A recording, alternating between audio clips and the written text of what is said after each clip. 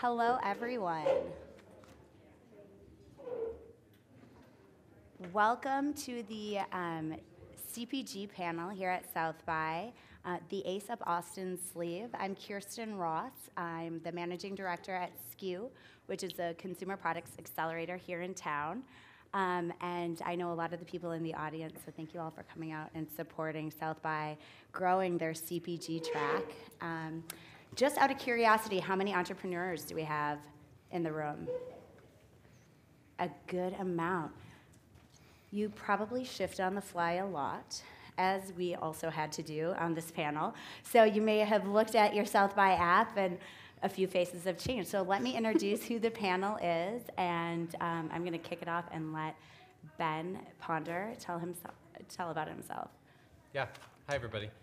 My name is Ben Ponder, and I'm the co-founder of Barcode that equips early stage consumer brands here in Austin. And I also have another business that I just started called Titanium CPG Insurance. It's a niche commercial insurance agency that serves natural and organic food and beverage brands. And until December, the end of December, I served as the COO at Siete Family Foods. All right. I am not Catherine Kavanaugh. I'm Maggie Callahan. I'm a former lawyer turned chocolatier who started a high artistry, fashion-forward chocolate business here in Austin 5.5 years ago. We've sold over 2.5 million pieces of hand-painted chocolate, so I've been very busy. Awesome. I'm Miguel Garza with Siete Family Foods. That's about it. That was short and sweet. Yeah. And before Siete Family Foods, he worked out a lot. Yeah. So SaaS and blockchain have really become part of the Austin vernacular, but CPG, it's about 50-50 if I start talking with anyone here in Austin or across the country, if they actually know what that means. And what it is consumer product goods. It can be anything from the Siete chips that you buy at Whole Foods. It could be Yeti, the coolers and the cups. It can be Maggie Louise chocolates that you order online in a more digitally native brand. But really the idea is you have a great product and you're finding a way through some distribution channel to get it into the hands of the customers. So Austin has long been a tech hub. We've also had Whole Foods as another huge marker for this city. And with the Whole Foods being such a great presence, it's supported this surge of food-based and beverage-based companies growing up here in Austin. We've also seen that now with Yeti kind of moving into more of the hard good products. And with that, we just want to talk about what the Austin scene looks like in terms of consumer product goods, what that looks like from a national perspective, and how, as we Austinites love to do, is really make a name for ourselves on the national scene with something that we think we're very good at.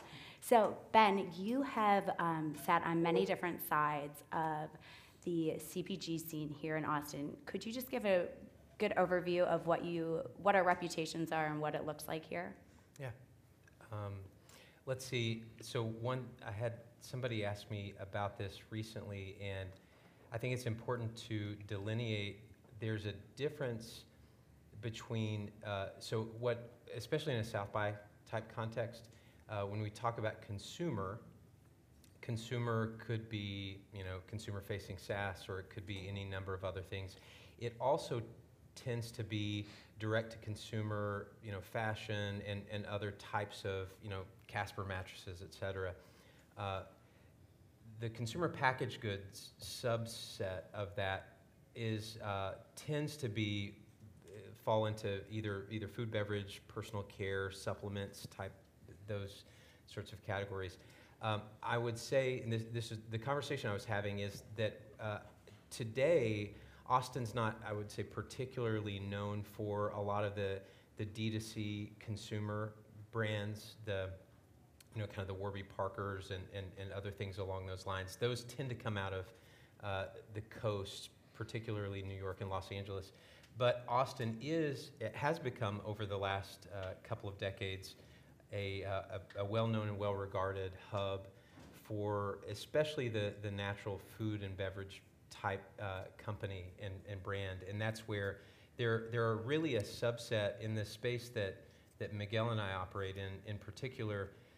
There are really only about 5 cities that form these like crucial nexuses of early stage and growth stage consumer packaged goods companies. And Austin is one of those, and it's a pretty cool place to be. There's a lot of momentum when we go. We just got back from, and I think we'll talk about this later, Natural Products Expo West, and there's a lot of great Austin companies doing really great things and making waves. And so along with certainly Los Angeles, San Francisco Bay Area, Denver, Boulder, New York, Brooklyn, and Austin are really those, again, my anecdotal thing that nobody has disproven yet, probably because I'm just pulling it out of the air, is that like 85%-ish of the IT brands that I come across in that space are from those 5 metro areas, and then Chicago's sort of a maybe close 6th. And Austin has a lot more opportunity, and it's a really interesting historical development that maybe a lot of people didn't necessarily see decades ago, but it's the reality on the ground today. So there's a lot of really exciting known brands, and then also just a ton of really interesting, innovative, early stage kind of farmers market to in a handful of stores level brands. Great, thank you. Can you talk about the support and the opportunities that entrepreneurs get here in Austin? Yeah, it's a very as you all know, Austin is a very entrepreneurial city, which I think is in the water, and that's it's really important because even though maybe whatever type of business you're starting, I grew up in Arkansas, and when you grow up in a place like that, sometimes it can be challenging because they think, well, why aren't you a doctor or a lawyer? Like those are sort of the only viable career outcomes if you're like a good student or whatever. Whereas in a place like Austin, doctors and lawyers are like, man, I wish I was an entrepreneur, and so that I think there's an element where that gives, regardless of your passions or interests, it gives you courage to try some stuff that probably outside of that cultural context would be daunting for people. Great, thank you. So we've had some successful brands here in Austin get built. Kendra Scott, Yeti, Sweet Leaf, Outdoor Voices. Miguel and Maggie, as entrepreneurs, how have those really successful brands inspired you, or what do you think the impact has been to other entrepreneurs here? You can start. Oh, thank you. Let's see. First of all, there's nothing more inspiring than seeing people you admire do something very successfully and give you kind of a roadmap and an opportunity to learn from them. And I've had the experience of living in many different cities, and Austin is by far the most open. People here will have lunch with you, have coffee, they'll give you advice, they'll give you thoughts, and good, honest feedback. There's certainly a sense that, a rising tide lifts all boats. It's not one person wins at the expense of everybody else. So living in a place where there are true, viable success stories, where you can actually meet the people that started those companies. And as an entrepreneur, you realize they are human as well. They are just like you at a different stage of their company, but it's very helpful as you're building yourself. And Miguel, I think we actually have to put Siete in the successful brands that have come out of Austin. We have a long ways to go. Hey. Yeah, don't let it go to his head. He's still working on it, okay? Yeah, I think echoing her point, just a quick story. When we were getting started, we met Katie and Taylor of Epic Provisions, which is it's a successful exit from an Austin-based company. They're a meat snacks company. And everything that she said, we actually shared that experience with them. So when you're building a company, and really we weren't building a company, we were making tortillas and selling them at Wheatsville. And it turned out to be a company, but we really had no idea what we were doing, and being able to go and have a conversation with somebody in a non-competitive category, because I also don't want, I think that Austin is very friendly, but it's also very competitive, so it's not like I was going to talk to another tortilla chip manufacturer. I was talking to a meat snacks manufacturer and being able to go up to them and be introduced to them and have conversations with them about distribution, about building a brand, about getting investment, and being able to do that freely. That wouldn't have happened in Laredo, where I'm from, and I think I also share Ben's sentiment. I went the path of becoming a non-practicing attorney because I thought that's what I was supposed to do. And so for us personally as a business, what we're passionate about is we want to be successful so that other Latinos, Latinas, and people of color have an example of something other than being a doctor, a lawyer, an accountant, or some other professional. So I think that Austin's great for that. Like, you walk into Whole Foods and you're wondering, how is everybody on their computer in the middle of the day? That's what I was wondering. Like, I don't understand this. Like, my dad wears a suit and he goes to a courthouse, and that's how he made his living. I don't understand how this guy is building a multi-million-dollar business from behind his computer at Whole Foods. And I thought that was pretty cool, and that's why we ended up selling tortillas. So I think being able to see it is so important, and I think that's how a lot of companies get started. It's inspiring, and you kind of want to emulate what you see. That's great. So there's a few other things that I've identified as strong assets that Austin has that supports this scene, and I'd love to get your take on it. We have a very active angel and super angel network, and what I mean there are just individuals who choose to invest heavily into the CPG space, and we also have some funds, venture capital and private equity, that are located here that do actively invest in CPG companies. We also have this networking, or this network of mentors that seem to circulate around the CPG community. In my program at SKU, we really try to harness in all of those in a very systemized format. How has that impacted the Austin entrepreneur? I think there's one more. Austin has like a brand, which I think is very important. And so when Ben was listing off the cities earlier, like if you're a food company from Boulder, it's probably not cool if you're the most processed food coming out of Boulder. Like, that just wouldn't fly. And I feel like Austin has a very similar brand where if you're building something here, you're proud to say that you're from Austin because it says a lot about who you are as a company very quickly. Yeah, I would say, so we've had the benefit of getting a lot of great press in our years. And one way we were able to do that was by pitching people who were used to only seeing, high-end food come out of Brooklyn or out of Los Angeles, and it all kind of had a similar look. And being from Austin made us seem very exotic and interesting, which, is a little funny because I think we are exotic and interesting anyway. But it definitely sets you apart, and it has a brand value beyond just, music and the UT. So Austin is just one of these key cities that Ben identified earlier.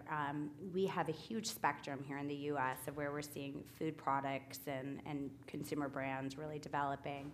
On one end, I'm just going to give a shout out to the city I grew up in, Minneapolis. We have, a great retailer like Target up there, a General Mills, a Cargill, but we don't have the entrepreneurial aspect on it. But you have Mall of America. We have Mall of America. Yeah, that's a big one. It's right next to the airport. Very easy. And then on the other end, we have Boulder, where, it has created this brand cachet of just being this hotbed for natural products. How does Austin fit into this this broad spectrum? What do you think that some of these areas have that we lack? Yeah, I have a couple thoughts on that. One is Boulder's done a very good job of marketing themselves as that, and there's a lot of great companies that come out of Boulder, but the truth is there are a lot of great companies that come out of a lot of cities, and if you stop and take a step back, really Celestial Seasonings is the godfather company for that area, and they're now headquartered with Hain Celestial in Lake Success, New York, and Boulder Brands, which was the kind of biggest success right there, recently, through 2 acquisitions by Pinnacle Foods and then Conagra, just closed their office in Boulder. So like there's always like another side to the story a bit, and I do think that there is tremendous opportunity for Austin to own its CPG heritage and future. And one of the things that we talked about as we were discussing this in advance of the panel is that Austin historically is not a place where people make physical goods. And this is the education capital, the political capital, and certainly became the technology capital for this part of the country. But when we had to make stuff, especially like food, beverage, things along those lines, we typically outsourced it to San Antonio, Houston, and Dallas. And so one of the challenges that we face, or that early stage brands face, is that there's not a ton of infrastructure here to make and store and distribute things. And so that certainly you could either see as an obstacle or an opportunity for either investors or brands here, but there's still a lot of room for that growth. And if there are any politically connected people in the room, we have a very challenging permitting environment. And so if you want to build a new thing or finish out a new space for a new purpose, Austin is one of the most difficult cities in the country to do that. And so if we want to continue to grow, then figuring out how to overcome some of those challenges is going to be really important. I agree with all of that, especially when you talk about access to, starting that company and how you manufacture. When I started, I was just hand making chocolate and knew all the rules, so I knew I had to be in a commercial facility. And the only place I could find was 10 p.m. to 2 a.m. And so that was when I made the product, but for a lot of people that wouldn't even be an option just because of those hours.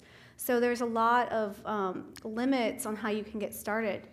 The good thing, though, about being here is we're in the middle of the country. So for our brand, which has a big direct-to-consumer aspect, you can reach either coast in 2 days of shipping, which is awesome. And that's something that someone out of California doesn't have, and vice versa. So it's there's pluses and minuses for sure. I forgot the question. But infrastructure, sure. We do need more infrastructure. Permitting, infrastructure, more support. It is very hard to make product in Austin. And it would seem to be, like if we were trying to diversify the commerce in Austin, like it would be a good idea if we manufactured more stuff here. Well, and the truth is Austin's actually going to lose out because people will make stuff in Central Texas. It just won't be in Austin. Mm-hmm. It will be in the kind of outlying communities. And frankly, any of us who are paying attention, that's already happening. Like if you're going to build a factory, you're going to build it in San Marcos or Pflugerville or someplace around the perimeter, not nearby. Yeah, it ties into hiring as well. Mm-hmm. If you're hiring and manufacturing, Austin's very expensive, and you need to be able to access an entire type of employee base, not just on the higher end, of engineers and sales folks.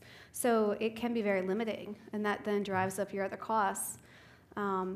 So again, people move outside the city, or they just work a little harder and manufacture a little more efficiently. Right.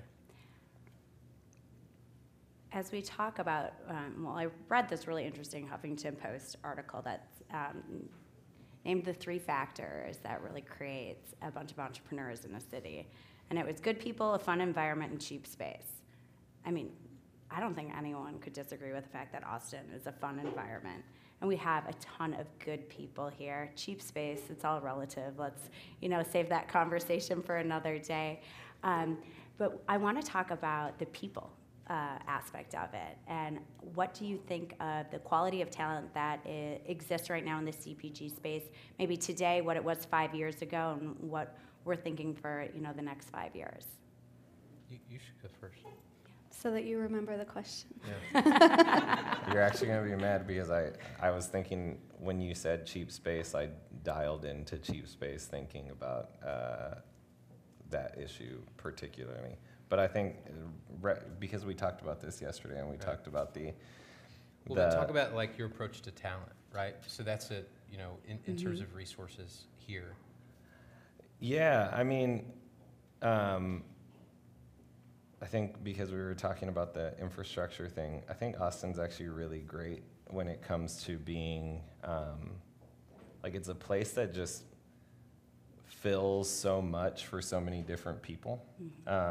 And like you can utilize the beautiful parks that we have, and you can also go out at night and you can eat at great restaurants. And even as we're hiring people, because there is such a diverse, and I'm going to use the word diverse more from skill set, like in talent, we like hiring people that aren't in food and beverage, and there's a lot of those people here. And then you have a university that, I'm biased because I went there twice, that's just fantastic and cranks out really good people. So I think that we're well, my whole family went there too, so I'm very biased. I think that we're pretty fortunate to be in this city that brings, like, when people just love Austin. The brand, I mean, I think we could talk on end about the brand of Austin, but when you tell somebody, like, hey, we're recruiting for a position here, everybody so desperately wants to be in this city because of everything it has to offer. It's the rare city between New York and Los Angeles where people from those places would actually consider moving. And even more so now. Yeah. That's great.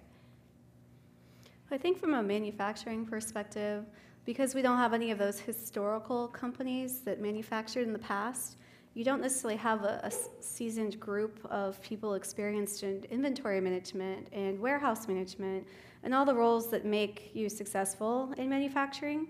And so those have to be pulled from outside, which helps that people want to move here. It's very, it's an attractive offer. The cost of living here, if you've ever lived in New York or, San Francisco, it's pretty great. But I would say that's the area where Austin has to keep catching up. We have lots of designers, we have lots of technology people, but the ones who actually make sure that you have enough product when you need it are fewer and far between. Yeah, that's a great point. And I think that the only thing I would add in terms of the people, there is a general openness and desire for people to share. To Miguel's earlier point, it's often not necessarily in like direct competing things, but then fortunately there aren't that many directly competing businesses because it's still a small world. But I think that there is and my hope is, as I talk to other folks in the scene, is that we provide startups in Austin with a series of unfair advantages in the market, that they, by tapping into the network here, they don't make the same rookie mistakes that they might make in another city or location because they're surrounded by this network of successful and not yet successful, but intelligent and scrappy founders who can share insights. And to me, that's one of the important things. I think a lot of times when we talk about mentorship or even the good people, the presumption is that you need to have somebody, that the only person who can give good or salient advice is somebody who has built and sold a company for X amount of money. What I find is that actually, like, peer learning is as or arguably more valuable, because what happens a lot of times is that person who built a successful company, it happens, the world is changing so rapidly that it's if you follow the same playbook that made you successful in 1999 or 2009 and you adopt that wholesale in 2019, it's not going to play out exactly the same way. So and then it's easy, honestly, to forget the necessity of like being thrifty and scrappy and all of those sorts of things when you have resources. So I think that getting like staged, if not like product companies in the same room is a really powerful learning opportunity. That's a really good point. I've sat through a few panels talking about social media influencers, what's happening online, and it's very much so what we said last year isn't at all relevant to today's market and the trends. And even the sophistication that happens on the back end of that is still moving at such a rapid rate that, you know, a first-time entrepreneur trying to go through all the steps in building a company or having a similar process managing it as somebody else who might be in the similar stage. So that's a really good point, Ben. I'm going to switch gears a bit and talk about capital. It is very important in CPG, and it's also very different than it is in technology, which is what a lot of the entrepreneurs here in Austin are. It's different in the amounts you need to raise, the types of financing options available, and the investors that are interested in investing in CPG. So, Maggie, I'd love to ask you what your journey was through this and how you weighed your options as you were scaling your company. That's something you think about a lot.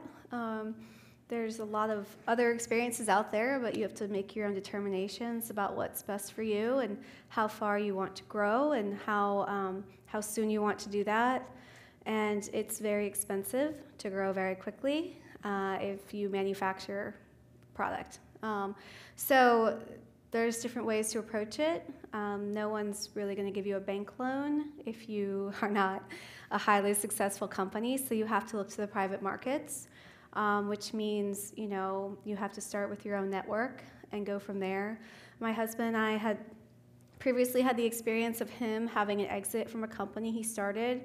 We had spent years with that company, you know, living on one income, just being like really mindful and enjoying the freedom of at least one of us doing something we loved, and wanted to continue with that afterwards. So we were able to self-fund for a number of years, and then we did approach outside markets and raise money from people here in Austin.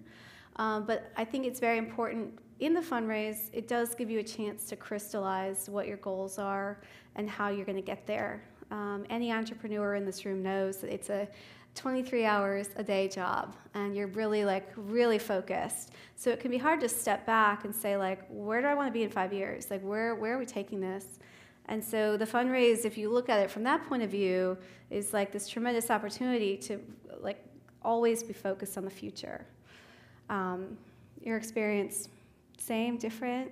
Yeah, I think when we were talking about fundraising internally, and even our just general approach to building Siete, we had learned a lot because we owned a CrossFit gym before, and I think that made us more conservative in how we spent money because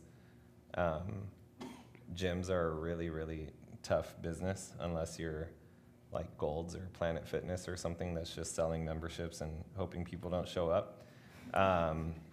So we had a much different approach where from day one, you know, we started with almond flour tortillas, and we built the business by buying a box of almond flour and the rest of the ingredients, and we were not paying ourselves, so it was free labor, and we handmade the product. And this is kind of a simplistic view, but it's how we approached it. We sold a pack, and then whatever we made off of that pack, because we tried to price it with an appropriate margin, we were just kind of sticking our finger in the air.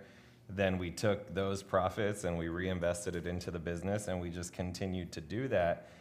And then we would look at what the next stage of opportunity was, and if we needed outside capital, we were really trying to assess why we needed it, and if we needed it to stay afloat or if we needed it to get to a next stage of the business. So in 2015, we did a small round because we needed to buy equipment. But we had already done the hard work of proving the concept that people wanted to buy almond flour tortillas here locally. And then more recently, we raised a larger round because it's not that our internal financials were in desperate need of cash infusion. It was that we were trying to build an iconic Mexican-American food brand, and in order to do that, we needed more people. We needed some cash to the balance sheet so we could have more inventory, and then we needed to invest in marketing like we hadn't done before. But we never really, we were never focused on fundraising because from our perspective, we just wanted to build the business in a way where we would have options at any point in time in the business. And I think I remember you kind of saying a guy that you worked for, like, you know, you can set payment terms with your suppliers. So he would do like he wasn't paying people for 90 days, right? And then he was getting paid in 30 days. So he was just. It's an interest-free loan. Yeah, right? So his suppliers were basically funding the growth of his business. So I think that that's one of the things in the Austin space that you can get caught up in is like, oh, I need to raise money in order to be successful. And it's like a badge of honor that you raised money. We actually didn't want to tell many people that we had raised money, and we only did so for 2 reasons. One was because we knew that we had to be an example for other Latinos and Latinas and people of color in, really in Texas and beyond that in this country, as an example of individuals that could go raise money. And so we did it for that reason. And then we also announced it because our team doesn't get to talk about the success that the business has because we have like a lip-sealed policy. And so it was also a moment to celebrate the rest of the team. But other than that, it really doesn't matter, right? What matters is, are you building a business that can have any different measure of success? So I guess it does matter if a measure of success is fundraising, but for us, that wasn't a measure of success. What I'm hearing in you is some sage advice. Somebody once told me, you ask for money, you get advice. You ask for advice, you get money. I feel like you are the type of person who asked for advice through your whole journey, and at the end, you were kind of rewarded. Do I ask a lot for advice? Well, I don't know. You're Did they say text for advice? just for Ben. And one thing, just to chime in here a little bit, is I would say that we had a bit of a contrarian approach to it, like so much so that he and I sometimes would be like, why are they raising so much money, like to different companies or brands? And we always wanted to build a business that didn't need to raise money, but that, and because it was such a healthy, robust business, we, and fortunately he took the lead on this because I don't enjoy that part of it as much, but we had a lot of interest for a long time, and it's kind of like I have this thing that I say sometimes to people. I refer to it as the fundraising paradox, and that's that people who need to raise money can't raise it. People who don't need to raise money can raise as much as they want. And we didn't need to raise money, and so we had options, and options are good. And so that, ultimately, what I find for a lot of early stage consumer brands, because again, this is real different, and to your point, Kirsten, people in our space, they don't fund ideas typically, unless you're like super duper seasoned and have this massive track record. So they're funding traction, and it can be a very microscopic amount of traction, but it needs to be demonstrable traction in some way. And then and then as you grow, we're actually selling products that hopefully, if you haven't priced yourself into a corner, you make money off of every single one of the things you sell. And so if you've done that right, once you get off the ground, then really all you need capital for is to accelerate the growth curve. That's it. Mhm. I would contend, and again, maybe I'm too conservative in this regard, that in this particular, in the space that we reside in, that's the model that's going to give you the best options and outcomes. It's going to prevent you from getting diluted too much unnecessarily and some other things like that. I do think it's important, though. I mean, that everybody understands that raising money is really hard. So even if you have those options, it's still a very tough process because you are making a lot of choices and decisions that have a long-lasting impact.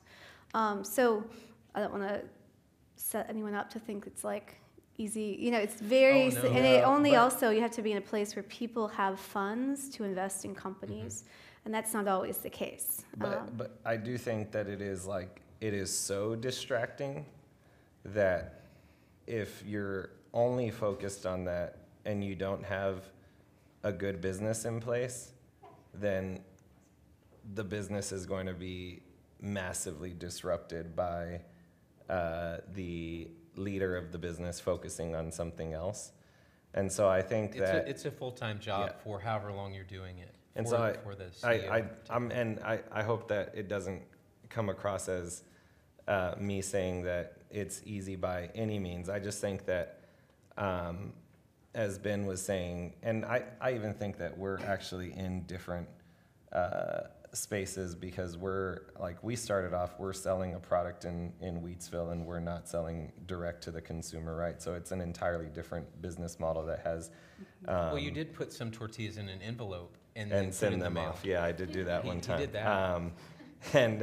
But I think it's a different business model, and for us, and I'm always speaking from my own personal experience. I don't like giving advice unless it has to do with my own personal experience. For us, we were like radically focused on having good business fundamentals because I don't like going into a meeting and needing anything from anybody. So I never wanted to go into a meeting and be afraid of wearing jeans and a hoodie because I had to show up for this individual that I was meeting with. So that meant that me and my family, and Ben was on the team at the time, we were so focused on blocking and tackling, or the X's and O's, or whatever sports analogy you want to use. And we had to have good business fundamentals, and we didn't want to be in a position where we had to raise money because we had made a mistake on this side. And I think that's what I'm trying to say, is that it's like the advice thing that you were saying earlier. You just need to be I think people don't talk a lot about margin on these things, but that's really important. They don't talk a lot about being thrifty, right? So you just need to go into the store, you need to put your product on the shelf, and then you need to see, do people want to buy it? And then if people do or don't want to buy it, then you start making decisions from there. But if you approach it as if well, I'm going to build a business and I'm going to put $5 million into it, and then I'll get the idea after. I personally, because I'm very risk averse and I have different attorneys in the family that make me even more risk averse, I wouldn't personally want to do that. But it is a way to do it. Yeah. It's just an entirely different way to do it. No, thank you for that. Your personal story is very aspirational, and the ABJ did a great job of covering it over the last few months. So I think probably a lot of people here in this room are just happy to have gotten that personal story from you. So one of my favorite things about South by is the interaction of the audience with the panelists. So just so I can gauge the next few minutes, how many people have questions? Okay, let's start there. So you guys talked a lot about what makes Austin possibly a successful, incubator itself as a city for CPGs. And something that I've always kind of thought about, and I'd love your perspective on, is the actual consumer that's in Austin and the consumer that's in Texas. So I'm from Austin, but I spent quite a few years living and working in New York. And I always thought there was this really interesting, New nobody really wants to tell you where they got something really cool, right? Like they really want to be this kind of independent person, and that's sort of the culture of New York. Whereas in Austin, there's this desire to share. There is this strong desire to be like, look at this new thing I found, and I want everybody to know about it. And so while it sounds like both of your companies have this national reach, do you feel like that consumer culture was helpful at all to you, or did you see it at all in the way that your brands might have initially grown in the early days? So I think ours is different in the sense that people typically buy it as a gift, and they send it to somebody else, which has fueled a lot of our direct-to-consumer, is that you're not sending it to yourself. And when I started this, I didn't have Instagram, but that was our growth accelerator, which was people would take photos and share to say thank you to whoever gave it to them. And so, again, talking about how everything evolves, I mean, that was 5 years ago. There was no algorithm. Like you could see everything in people's feed. And so it really helped share, the images of what we were doing and creating. So that sharing has been kind of key to the foundation of what we're doing. Yeah, I'd never really thought about that difference between cultures, but I've never lived in New York. But for us, I think thinking about it, Austin is a big, very small city. And so if you get tortillas into Kirsten's hands, they're probably going to be in like 20 to 30 different Austin influencers' hands very quickly, right? And I think that one thing that we didn't talk a lot about was how impactful Whole Foods is to this food and beverage ecosystem, and that even when you look at how Whole Foods is laid out, like people buy product and then they go sit somewhere. So I think there is actually a lot of sharing, and I hadn't thought about that being any different, but I've only ever been in Laredo and Austin. But I do think that small community probably accelerates some of the word of mouth that we might see on social now. The only thing I would add to that is that I think there's an element where Austin, and maybe it's tied to sort of the live music thing, but there's a bit of, I think with the culinary scene here, as well as with the CPG scene, there's a little bit of I discovered this band in a dive bar, and I think they're going to be the next big thing. Mm-hmm. And we all knew that person in high school who was the kid who knew all the cool bands before everybody else, and I think Austin has a disproportionate number of people who want to be that kid. Mm-hmm. Or who were that kid. Yeah, or who were that kid and just grew up and never grew out of that. Yeah. That's great. That's a good point. Yeah. So we talked about earlier about it's expensive to be here, and some people are moving outside the city. So do you think it's important to have Made in Austin on the label, or Austin just be the city that you kind of launch from? So if I move 30 minutes outside of town, so I can actually have a piece of land to build something and make some kind of margin on it, is that okay if it doesn't say Austin on the label, but then this is the first market I come into, I use the resources and the entrepreneurs and stuff in Austin, and it's still maybe a Central Texas thing or a Hill Country thing, but I use Austin as a launch point. Is that good enough, or do I know kid need to be in city limits? That's a great question, because I had that conversation with the chamber not 3 weeks ago, whether we could create almost like a Made in Austin logo for products to use. Easy enough to do a hashtag, right? So depending on how this conversation goes, I'll draw my boundaries of what is Made in Austin. Good. So just one thing to keep in mind, Austin has its own brand that is distinct from Texas.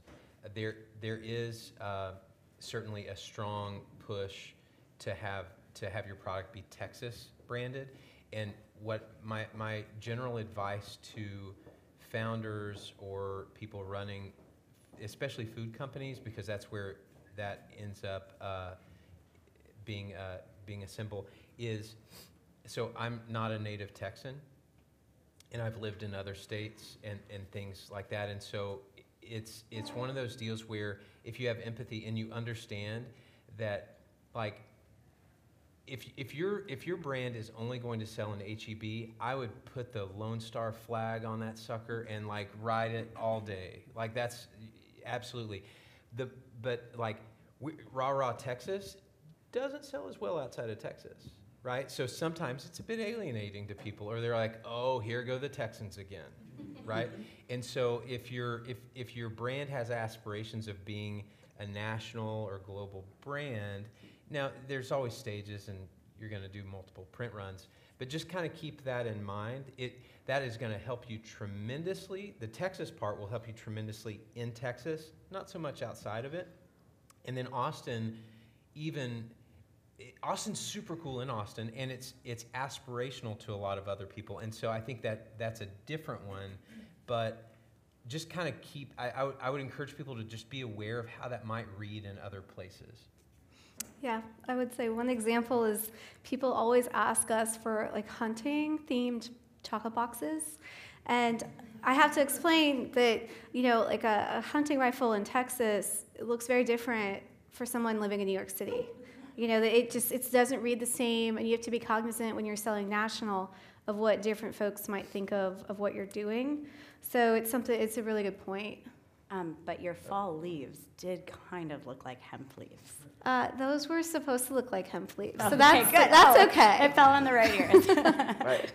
I just want to add, I think authenticity is important. So like if you're going to put made in Austin, it's like you better be close to the city limits, because at some point a customer is going to figure it out.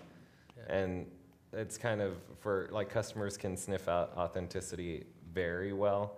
And so if it's not authentic and you're just using the brand, it just won't make sense to the customer at some point. So I would say that it's risky. Well, and John is here. Like obviously, Deep Eddy and Waterloo, and I mean, there's a particular set of Austin brands that have leaned hard into that and have been quite successful at it. But again, I would say probably don't go halfway with it. Like like own to Miguel's authenticity point. Own it or don't own it. Mm-hmm. It's a marketing angle, so knowing your audience is the first rule of marketing, and I think I would do with that. Yeah. Okay, that lady. Hi, great panel. My question is about CPG products outside of food and beverage, more household consumables. What have you seen on the Austin scene with regards to this space, and how are those companies doing? Because you can't really start making them at home. They actually have to be manufactured, and it's a bit of a different process. Can you define household consumables? What you mean by that? The laundry category, or the shampoo category, or cosmetics. Personal care, yeah. Exactly. I'll speak a little to that. So SKU is on its 7th track, and historically it had been very much so food focused. This year I had 400 applicants that I had to narrow down to 7 companies, and of those I had 2 water companies, and I had to search and search and search for just some food company, because so many of my applicants and the real stellar companies that were applying were in non-food and beverage.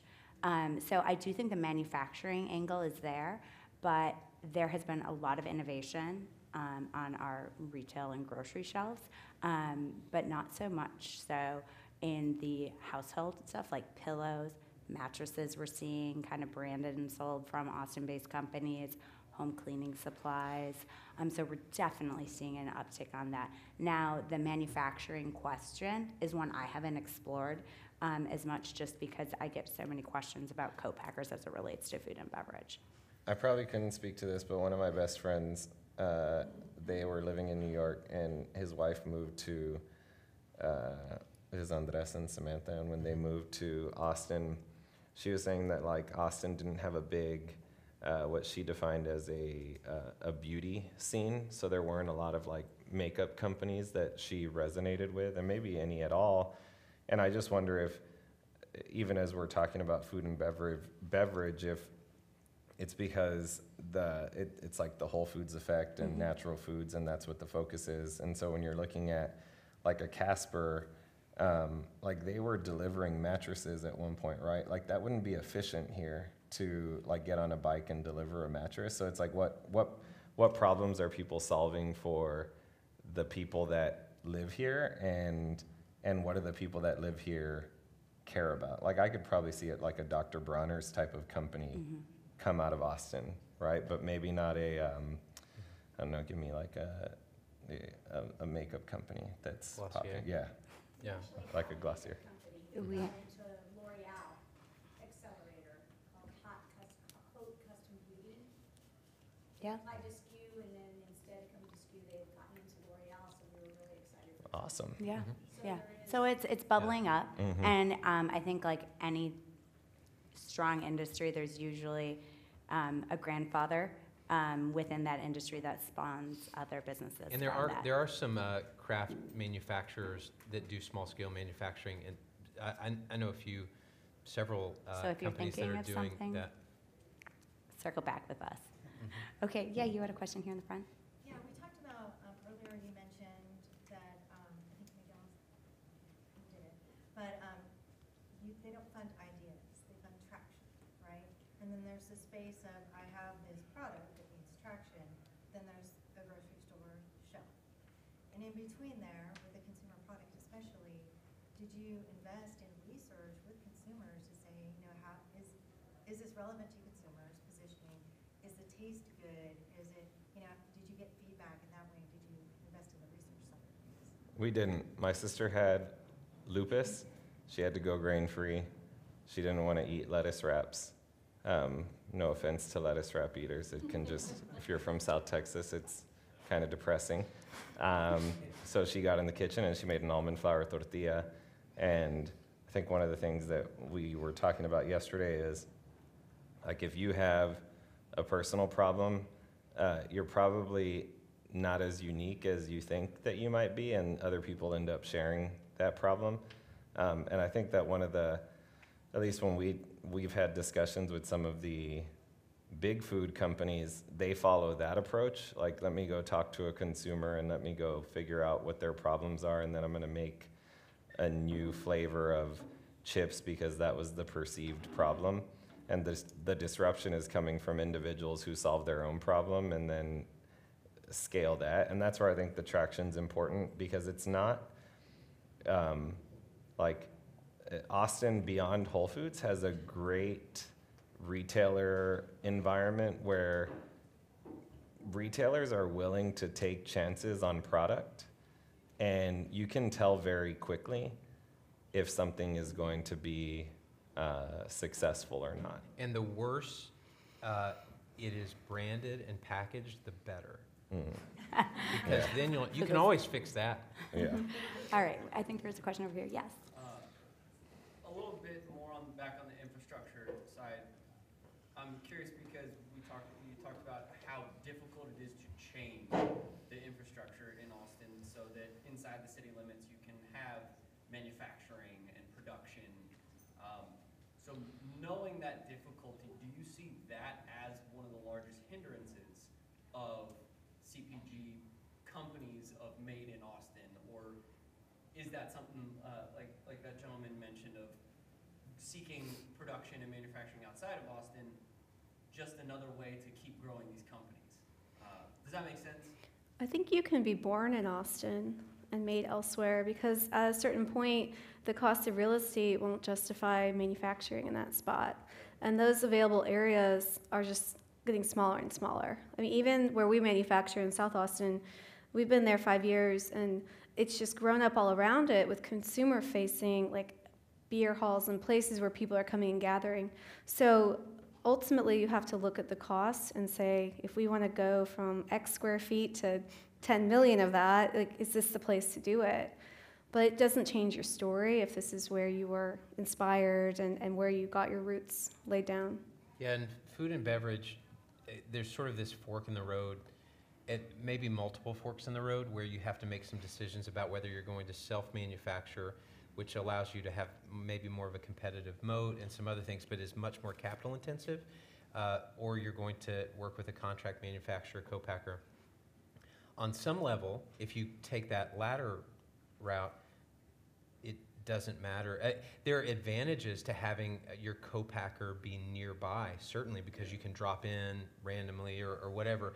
But there are, again, most of the food or beverage brands that everybody in here enjoys on a regular basis are not made by that company. The brand is shepherding that process. Absolutely. Yeah. Yeah, in the back. Just to kind of, I asked this question as a born and raised Austinite. We have, like we talked about Austin's kind of vibe and soul, and it's obviously changed both for good and for bad. So as we continue to change, how do we make sure that we're not just selling something that is no longer authentic? Or like, how do we prevent it from becoming inauthentic? I mean, I think the only way to do that is market. If people don't view you as being true to yourself or to, what you're telling as your story, then they won't buy your product. I don't think the Made in Austin logo is going to make any traction on a product that doesn't kind of have that cachet that we're talking about. So I think we just have to. I would. Change in Austin. Mm-hmm. How do we continue to keep these amazing brands that are up there, and the many others that we have? How do we continue to keep the community that grows that and doesn't get shifted too far, so that we're just selling something that's not here anymore? Yeah, so he's talking about like how do you keep Austin weird? How do you keep Austin cool? I'm from Laredo, and I moved here in 2005, so maybe I'm a part of the group that got here late. But I know for us as a brand, we love everything about this city, and